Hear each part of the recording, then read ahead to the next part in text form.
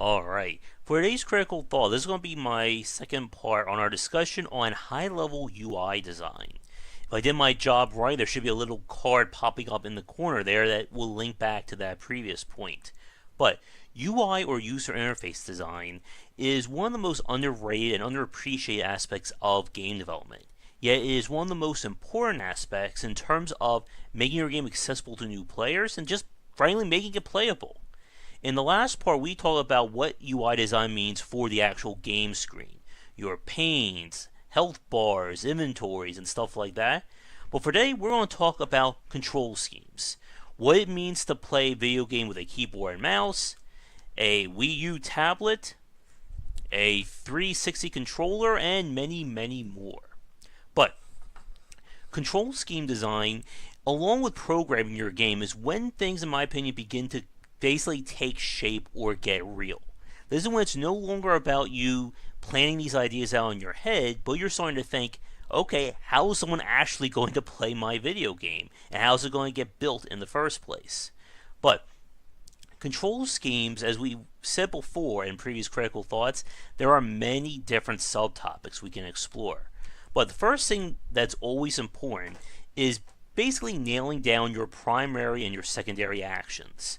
The primary actions are essentially your main verbs that come into play when someone's basically playing your game. Moving, jumping, shooting.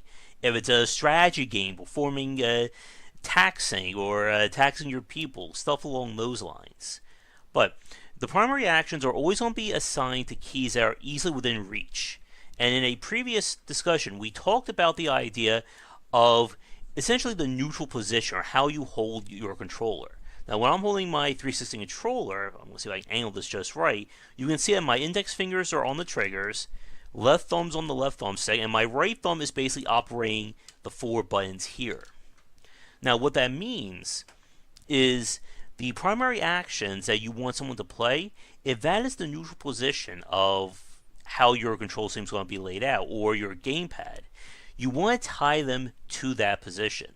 This is also why, for many games, the primary combat action is usually tied to one of these shoulder buttons, because that's where your index fingers are able to easily reach. Now, some finer points, and again, there's a lot we can get into. One of which is, if you're going to assign multiple primary actions, try to keep them away from similar fingers. Meaning, if we come back here for a second, let's say my fingers are right now on the right trigger and right button. I don't want two primary actions to be associated to both these buttons, because in the heat of the moment, it's going to be hard to quickly differentiate between the two. And it becomes easier to set different primary actions to different hands. So, for instance, when I was playing Cuphead, one of the things that I did was I had a button on my right hand be used for shooting, and a button on my left hand used for the dashing. That way, I basically just said to myself, right hand does combat, left hand does any kind of defensive maneuvers. And it just becomes easier to associate those actions that way. And one of the most important aspects, and again, one of the finer points of control scheme design, is being able to set up these associations, or afforances, as we talked about with John Brieger a few months ago. The afforance is basically a way of using something's physical appearance or position to basically associate an action to it. I hope I got that definition right. For instance, if you have a button on a control screen, you're going to assume that to operate this, you push the button. If it's a lever or one of those giant comical switches, you know to pull that switch down. It sounds very simple in theory, but a lot of developers tend to mess up on control scheme design. One of the more famous examples, and actually one of the simplest, is the fact that for every first or third person shooter, a trigger is always going to be associated with combat. Because the trigger, of course, is a similar analog to pulling a trigger on a gun. And that kind of relation makes it easier for the player to recognize. And some other examples we could talk about would be Assassin's Creed's infamous paper doll UI, which I'm going to switch to the tablet to make it to differentiate. But if we look at the buttons over here, what they did was the bomb buttons for your feet Oh man, I can see myself reflected there. Bomb button is for your feet. The two finger buttons or the two side buttons are for your hands. And then the top button is going to be for like your head or first person view. And again, while these affordances sound very simple, they can do a lot towards making your game easier to play. Now, we've talked about things with a gamepad so far, but we could have an entire video just talking about the keyboard and mouse as well. Because this is one of the biggest areas where I see a lot of indie and first-time developers struggle with designing their game. They come up with the most crazy and esoteric control schemes imaginable. Because for a lot of these games, there really isn't a blueprint for what keys you need or must use. Now, we've said this before on our last talk about UI design, but UI design is the one area of your game that should never be considered complicated. It's not the point of your control scheme to challenge or confuse the player. The control scheme itself, its main job is to make your game as easy to play and as accessible to play as it can. In a long time ago, Critical Thought, we talked about the state of flow, or that psychological condition when you basically enter a state of hyper-focus. And being able to basically forget that you're holding a piece of plastic or having your hands on a keyboard is a major part of it. If someone has to keep looking down at their gamepad or their keypad in order to figure out what keys to push, you've made a mistake. Now, one of the reasons why, when it comes to the PC, that control scheme design is very difficult is that you're dealing with a lot of keys. One of the most important aspects of game development over the last decade was the standardization of the gamepad itself. We have, again, 4 buttons over here, 4 back here, 2 control sticks, and so on. But this standardization meant that every designer working on a console game knew exactly how many buttons, thumbsticks, or whatever they had to make use of for their game. And this meant that they had to correctly figure out how many actions to tie to buttons and when to take shortcuts, such as context-sensitive commands, button modifiers, and the like. But with a keyboard, obviously, there is no limit. You can use every key on this keyboard, and for people who have like pro gaming keyboards or those very expensive and fancy ones, there's even more keys. And again, when you're given everything, it becomes very hard to square things down. So I want to give you guys a very important tip. This is a free consulting advice for any indie developer watching. Come in close, everybody. The following keys you should not tie to primary commands in your game: ampersand, comma, tilt, any of the number keys, page down, and of course question mark / or I guess, what is that, straight line and backslash. The point is, you want to try and associate your keys or have a secondary association for your keys to their respective commands. And there is no secondary association to tilde or F1. Now, you can certainly have those crazy keys be used for advanced hotkeys, and we'll talk about control remapping in a minute. But someone should not have to learn your game by looking at comma, asterisk, and all those other keys.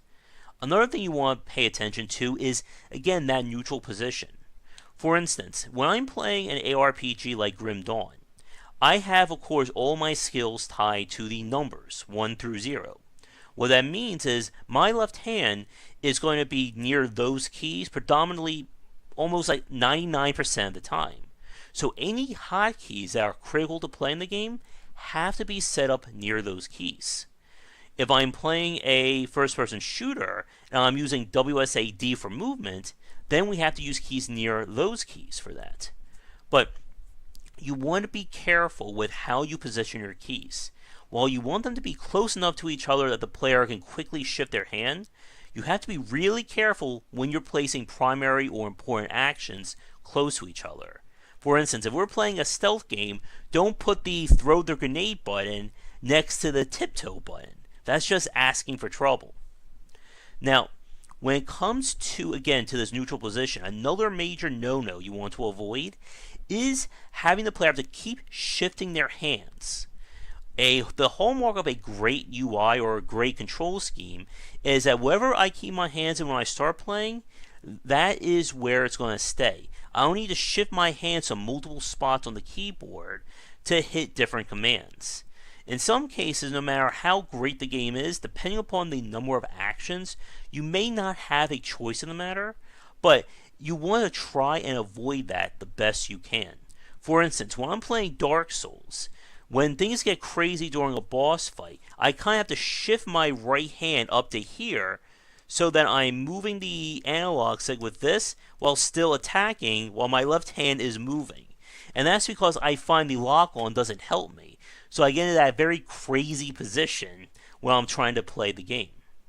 But the point is, it's important to keep things organized the best you can. And as we said last time, the only way you're going to figure out if your control scheme is good is to get it the hell of it play tested. Get it in the hands of as many different people as you can, see where people are having trouble, and make changes where they need to be. Like we said with UI design, creating the perfect control scheme doesn't happen on your very first pass. It can take multiple iterations to get that feel just right. And it's important for you to do so, because nothing will drive people away from your game faster than a clunky or obtuse control scheme. Now, with that said, we're about 11 minutes in, and there's one last point that I want to touch on before we start to wrap things up. A few minutes ago, I talked about control remapping, and there's two key things you want to understand about that. Every game, no matter what it is, should allow for control or key remapping, even if it's on the gamepad. Not only is this an essential quality of life feature, but it's also an accessibility issue as well.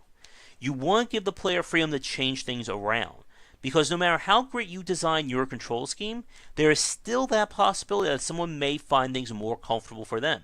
You never know how someone holds a controller, the size of their hands. Again, for me, I have pretty big hands, so it may be easier for me to hit certain keys than other people. But with that said though, control remapping is not a reason to ignore designing a control scheme. This is a major point that I think a lot of indie developers may be caught doing, and that is just throwing a control scheme together and then figuring out that I'll just let people remap it to how they want. I don't need to spend time with it. You don't want to do that.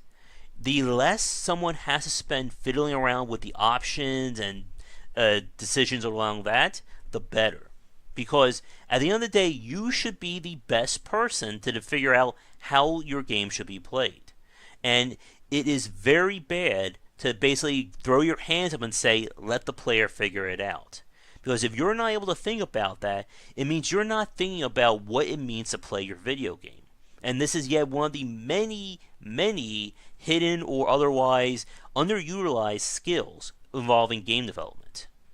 With that said though, let's begin to wrap things up. And like I said, this two-parter is a high-level talk. There are many different topics we can come back to and explore in the future. And if you would like to, please let me know in the comments below. But control scheme design has gotten a lot easier over the last 2 decades. Again, with the standardization of of gamepads, meant that everyone had the same working model to use regardless of platform. This also meant it was easier to port to PC. And then PC designers figure, well, if everyone has the same gamepad, we can take those games over that way. And then it happened along those lines. But one of the major points about designing a control scheme for your game, again, this is not where you want to think outside the box. There are hundreds if not thousands of games for you to draw reference from. For instance, the first-person shooter genre with the right trigger example. That is just simple at this point, and you're doing yourself a disservice to try and think outside the box. Again, for a lot of indie developers, you may think of yourself as being, creative and a visionary, but making fire, down button on the D-pad, jump, shaking the controller, and, opening the menu, being left trigger, is not making yourself seem smarter. It just makes your game be annoying to play. So when you're looking at research for how to design your game, look at similar games to that genre. Because again, control schemes, it's better to copy someone else, especially if it works out for them and it works for you. Now, if you need to tweak things, then go from there. But if you can at least get a foundation of what will be a suitable control scheme for your game, you can at least build off of that instead of throwing things against the wall and hoping that you'll somehow stumble across the perfect mythical control scheme. And again, when it comes to the keyboard, that is in of itself its own strange beast. But I guess one last quick tip for keyboard designers: if you're dealing with a turn-based game, typically you're not going to concern yourself too much with keyboard because it's going to be mainly used for hotkeys and stuff like that. But it's still important to try to set up those secondary or three-way associations.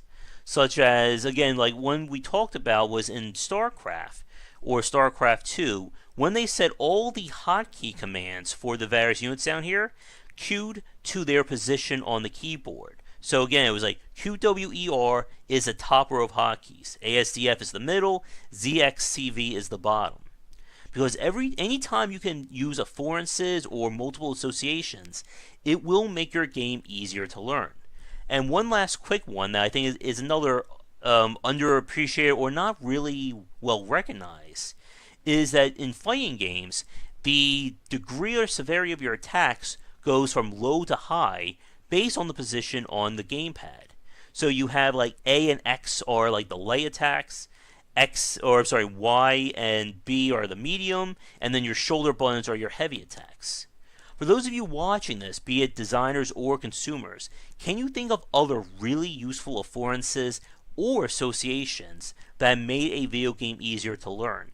And for any designers watching, do you have any interesting stories to share regarding the work that you had to put into to make your control scheme or even your UI design work? Let me know in the comments below, but thanks for watching this two-parter critical thought. Be sure to check back for daily discussions on game design here and on Game Wisdom, where we examine the art and science of games. Until our next talk, have a good night. Thank you so much for watching this video. If you enjoyed it, be sure to like and subscribe to the channel. Check back around 10 Eastern for regular streaming. If you'd like to suggest games for me to cover or topics to talk about, let me know in the comments below. For a collection of my writings as well as weekly podcasts on design, check out game-wisdom.com. To support the Game Wisdom Patreon, you can find us on there on patreon.com/gwbeiser. $1 will get you into our private Discord channel where we talk game topics and more. $5 will get you voting privileges for any major event, including the Saturday Night Grab Bag, Patreon-funded goals, and more. Thanks again for watching, and I hope you enjoy more videos here on the Game Wisdom YouTube channel.